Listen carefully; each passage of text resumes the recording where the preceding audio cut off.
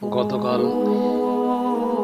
ফজরের সময় যখন অজু করি, কুলি করতে যাওয়ার সময় দেখি আমার গাল বাঁকা হয়ে গেছে।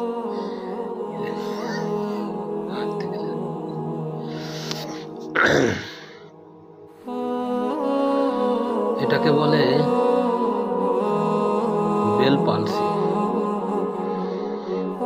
জ্বরের কারণে, অত্যাধিক মোটা হওয়ার কারণে বা টেনশনের কারণে যাতে রোগ হয়ে থাকে।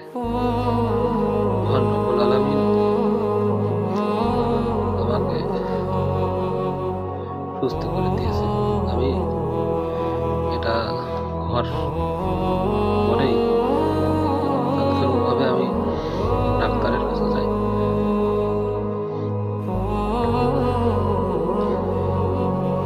ডাক্তার আমাকে প্রেসক্রাইব করে এবং 15 দিনের ওষুধ দেয়।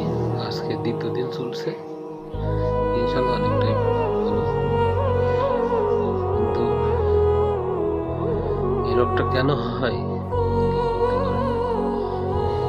গ্রামের ভাষায় অনেকে প্যারালাইসিস বলে, কেউ বলে বাতাস লেগেছে। কথা বলতে গেলে এরকম গাল বেঁকা হয়ে যায়। সেখানে এদিকে গাল এরকম বেঁকা করতে পারছি না, এদের গান শোনায় হয় না। তারপর বাম চোখটা হয়ে গেছে।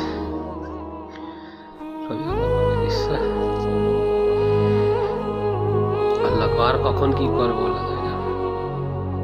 কোটি কোটি শুকরিয়া, সামান্য একটা বেল পালসি থেকে আবার বড় ধরনের স্ট্রোক থেকে রক্ষা করে।